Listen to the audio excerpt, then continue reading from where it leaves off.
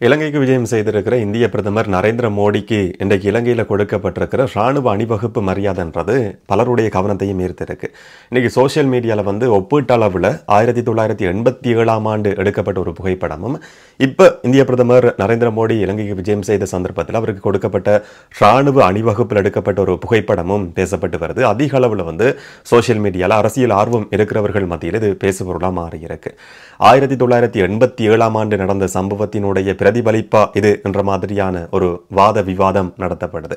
இன்னும் ஒரு பக்கம் இதிலிருந்து கற்றுக்கொண்ட பாடங்கள் என்னென்ற மாதிரியான கேள்விகள் முன்வைக்கப்படுது. இதை பற்றின சில விஷயங்களை தான் இந்த காணொலியில் விளக்கமா பார்க்க போறோம். இந்திய பிரதமரினுடைய விஜயத்தில் என்ன நடந்திருக்கு என்றதை பற்றியும் தெளிவா பார்க்கலாம். வணக்கம், நான் கிருஷாந்த் ராஜ்.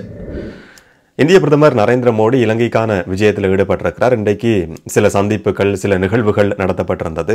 நூற்றாண்டு நட்புறவின் வளமான எதிர்காலத்திற்கான உறுதிப்பாடு என்ற துணைப்பொருளின் அடிப்படையில் தான் இந்திய பிரதமர் நரேந்திர மோடியினுடைய இலங்கைக்கான விஜயம் அமைஞ்சிருக்கு.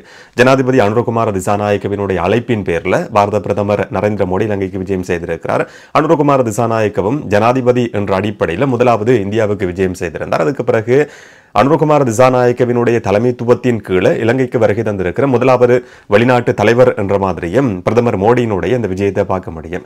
2 நாடுகளுக்கும் இடையில இந்த சந்திப்பில் 7 புரிந்துணர்வு உடன்படிக்கைகள் கைச்சாத்திரப்பட்டிருக்கு. மின்சார ஏற்றுமதி இறக்குமதி, டிஜிட்டல் மயமாக்கல், திருகோணமலையை வலுசக்தி வலயமாக மாற்றுவது சம்பந்தமான ஒரு உடன்படிக்கை, 5வது சுகாதாரம் மருத்துவம் சம்பந்தப்பட்டது, மருத்துவம் சுகாதாரம் சம்பந்தமாக 2 உடன்படிக்கைகள் கைச்சாத்திரப்பட்டிருக்கு. இந்த நேரம் கிழக்கு மாகாணத்துக்கான நன்கொடை அபிவிருத்தி என்ற அடிப்படையில் 7 புரிந்துணர்வு உடன்படிக்கைகள் கைச்சாத்திடப்படுது.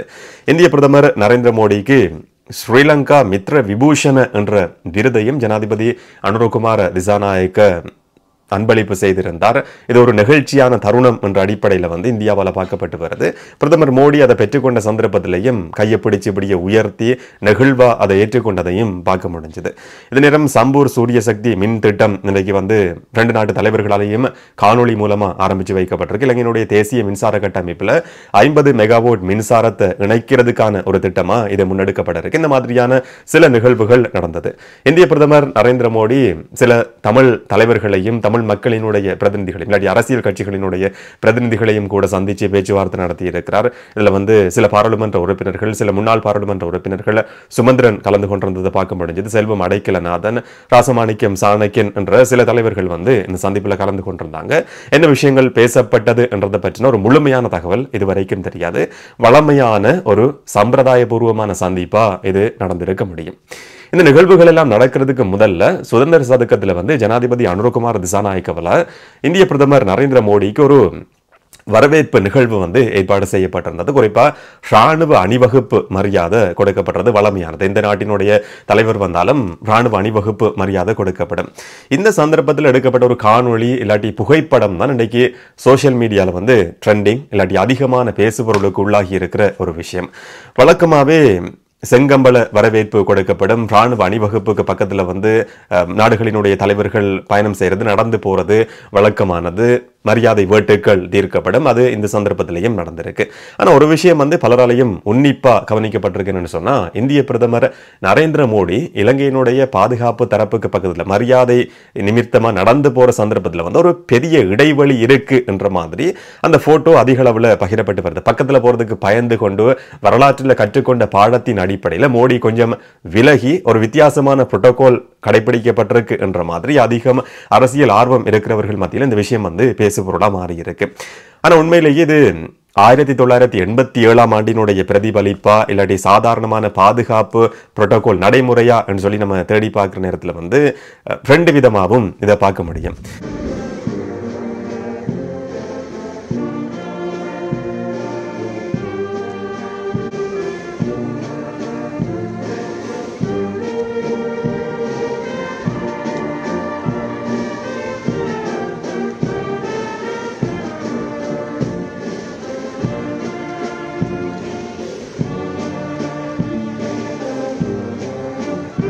ஆயிரத்தி 1987 நடந்த சம்பவத்திலிருந்து கற்றுக்கொண்ட பாடமா என்று கேட்டா, 87 அந்த காலகட்டத்தில் இந்தியாவினுடைய பிரதமராக இருந்த ராஜீவ் காந்தி இலங்கைக்கு விஜயம் செய்தார். இலங்கைக்கும் இந்தியாவுக்கும் இடையில வந்து ஒரு உடன்படிக்கை கைச்சாத்திடப்பட்டிருந்தது. இந்த உடன்படிக்கை தமிழர் தரப்பாலையும் நிராகரிக்கப்பட்டது. இல்லாட்டி ஏற்றுக்கொள்ளக்கூடிய ஒரு உடன்படிக்கை கிடையாதுன்னு சொல்லப்பட்ட ஒரு விஷயம். இலங்கைக்கும் இந்தியாவுக்கும் இடையிலான உடன்படிக்கை மாகாண சபை முறையை கொண்டு வரது தமிழர்களுக்கான தீர்வு என்று சொல்லி இந்தியாவால் அறிமுகப்படுத்தப்பட்ட ஒரு விஷயம். புலிகளினுடைய தலைவர் பிரபாகரன் அவர்கள் டெல்லிக்கு கூப்பிடப்பட்டு மிரட்டப்பட்டார். நீங்க ஏற்றுக்கொண்டாலும் இல்லாட்டியும் இதுதான் உங்களுக்கான தீர்வுன்னு சொல்லி காட்டப்பட்டு இலங்கைக்கு திருப்பி அனுப்பப்பட்டார். அதுக்கு பிறகு வேற வழி கிடையாம அதை ஏற்றுக்கொள்ள வேண்டிய ஒரு நிர்பந்தம் புலிகள் அமைப்புக்கு ஏற்பட்டிருந்தது. இந்தியாவை நம்பி எங்களுக்கு நம்பிக்கை கிடையாது, ஆனா வேற வழி கிடையாது என்ற அடிப்படையில் நாங்கள் எங்களினுடைய மக்களோட பாதுகாப்பை ஒட்டுமொத்தமா இந்திய ராணுவத்திட்டையும் இந்திய அரசாங்கத்திட்டையும் ஒப்படைக்கிறோம், இதன் மூலமா எங்களுடைய ஆயுதங்களை கையளிக்கிறோம் என்ற மாதிரியான ஒரு தீர்மானம் சுதுமலை பிரகடனமாக கூட நிறைவேற்றப்பட்டிருந்தது. தமிழர் தரப்பாலையும் இந்த உடன்படிக்கைன்றது நிராகரிக்கப்படுது. சிங்களவர்கள் மத்தியிலையும் இது தமிழர்களுக்கான ஒரு தனி நாட்டை பெற்றுக் கொடுக்கிறதுக்கான உடன்படிக்கை என்ற மாதிரி பார்க்க போனா அந்த உடன்படிக்கையில எதுவுமே கிடையாது. ஒரு தீர்வு என்ற அடிப்படையில் வெறும் மாகாண சபை முறை மட்டும் கொண்டு வரப்பட்டிருந்தது. ஆனா சிங்கள மக்கள் மத்தியிலையும் கூட பேரினவாத சக்திகள் மத்தியிலையும் கூட இதுதான் தமிழர்களுக்கான தனி நாடு என்ற மாதிரி பார்க்கப்பட்டிருந்தது. அதனுடைய விளைவாதான் அந்த சந்தர்ப்பத்தில் மரியாதை ராணுவ அணிவகுப்புல ராஜீவ்காந்தி தாக்கப்படுறாரு. 21 வயதான இளைஞனா இருந்த விஜித ரோஹன விஜயமுனின்னு சொல்லப்படுற நேவியினுடைய ஒரு உறுப்பினர், இளம் உறுப்பினர் தேசியவாத கொள்கையால் ஈர்க்கப்பட்டதா நம்பப்படுற ஒரு நபர், தமிழர்களுக்கு தனி நாடு பெற்றுக் கொடுக்கப்படுதுன்னு சொல்லி நம்பின ஒரு நபர் ராஜீவ்காந்தி மேல பிடரியில தாக்குதல் நடத்துறார். சிறு காயங்கள் ஏற்பட்டிருந்தது என்று சொல்லியும் செய்திகள்ல இன்றைக்கு வரைக்கும் வரலாற்று பதிவுகளாக இருக்கிறதையும் பார்க்க முடியுது. ஒரு கோ இன்சிடென்டா நேற்றைய நாளும் வரலாற்றில் முக்கியமான நாள் 1990 ஏப்ரல் 4ஆம் தேதி இந்த தாக்குதல் நடத்தின அந்த நேவியினுடைய உறுப்பினர் ஜனாதிபதி பொது மன்னிப்பு என்ற அடிப்படையில் சித்திரை புத்தாண்டு முன்னிட்டு அவர் விடுதலை செய்யப்பட்டிருந்தார் என்றதும் ஒரு வரலாற்று பதிவு. இதோட ஒப்புற நேரத்தில் ஒரு கோ இன்சிடென்ட் என்று சொல்லியும் அதை பார்க்க முடியும்.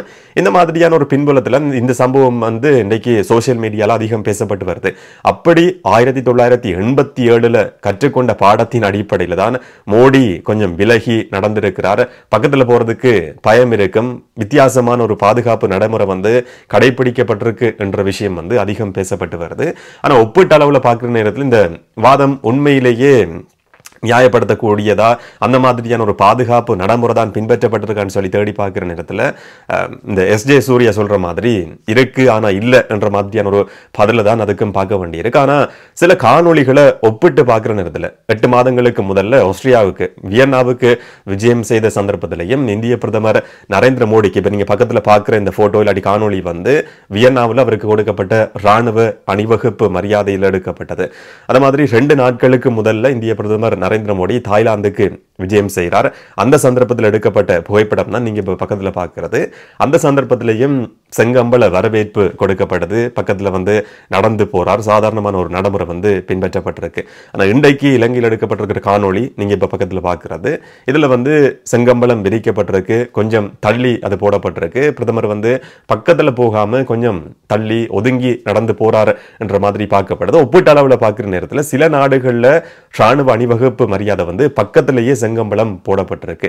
இலங்கையில விரிக்கப்பட்டிருக்கிற செங்கம்பலம் என்றது பாதுகாப்பு தரப்புக்கு கொஞ்சம் தள்ளி போடப்பட்டிருக்கு. அப்ப 87ஆம் ஆண்டிலிருந்து கற்றுக்கொண்ட பாடத்தின் அடிப்படையில் இந்த இந்திய பிரதமர் நரேந்திர மோடிக்கான பாதுகாப்பு கொடுக்கப்பட்டிருக்கு. இது வித்தியாசமான ஒரு புரோட்டோகால் என்ற மாதிரி பேசப்படுது. ஆனால் உண்மையிலேயே இந்திய பிரதமர் நரேந்திர மோடியினுடைய பாதுகாப்பு பொறுத்த வரைக்கும் அவருக்கு ஏராளமான பாதுகாப்பு மிரட்டல்கள் விடுக்கப்பட்டிருக்கின்ற மாதிரியான செய்திகள் கடந்த காலங்களிலையும் பேசப்பட்டிருந்தது. வெளிநாட்டு சக்திகளா இருக்க முடியும், இல்லாட்டி உள்நாட்டில் இந்தியாவில் இருக்கிற மாவோயிஸ்டுகள் மாதிரியான அமைப்புகள், குஜராத் கலவரம் சம்பந்தப்பட்ட சில அமைப்புகள் இன்னும் இது சார்பா பிரதமர் மோடிக்கு ஒரு அச்சுறுத்தல் இருக்கு என்ற மாதிரியான விஷயம் கடந்த காலங்களிலையும் பேசப்பட்டிருக்கு.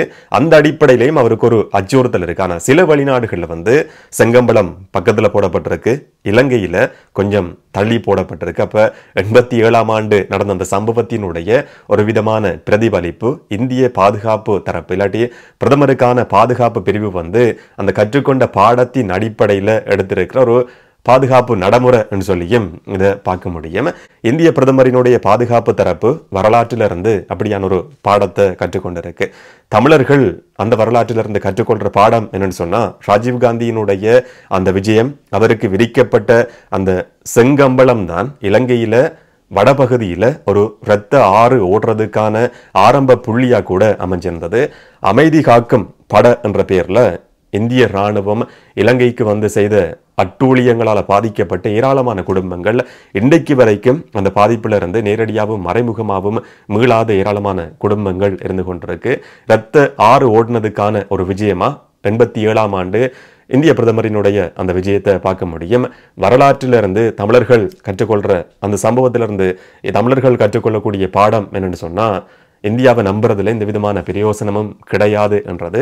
தமிழர்களாலேயும் சிங்களவர்களாலேயும் எதிர்க்கப்பட்ட அதே தீர்வு திட்டம் நடைமுறைப்படுத்தப்படணும் என்ற ஒரு வலியுறுத்தலை இந்த விஜயத்திலையும் கூட இந்திய பிரதமர் நரேந்திர மோடி விடுத்திருக்கிறார் என்ற செய்தியையும் பார்க்க முடியுது. 87 சம்பவம் திரும்பவும் பலருடைய நினைவுகளில் வந்து இன்னைக்கு வந்து போயிருக்கு. வரலாற்றை திரும்பி பார்க்கறதுக்கான ஒரு சந்தர்ப்பமாகவும் இது அமைஞ்சிருக்கு. அன்றைக்கு செங்கம்பலத்தில் நடந்து போன இந்திய பிரதமர் ராஜீவ் காந்தி இரத்த ஆறு ஓடுறதுக்கு காரணமாக இருந்தார். இன்றைக்கு செங்கம்பலத்தில் நடந்து போயிருக்கிற இந்திய பிரதமர் நரேந்திர மோடியினுடைய இந்த விஜயம் ஏற்படுத்த போற விளைவுகள் எப்படி இருக்கும் என்றதை நம்ம பொறுத்திருந்து பார்க்கலாம். இதை பற்றி உங்களுடைய கருத்துக்கள் என்னன்றதை மறக்காம கமெண்ட்ல பதிவு செய்யுங்க. இன்னும் ஒரு காணொலியில் இன்னும் ஒரு தகவலோட சந்திக்கலாம். வணக்கம்.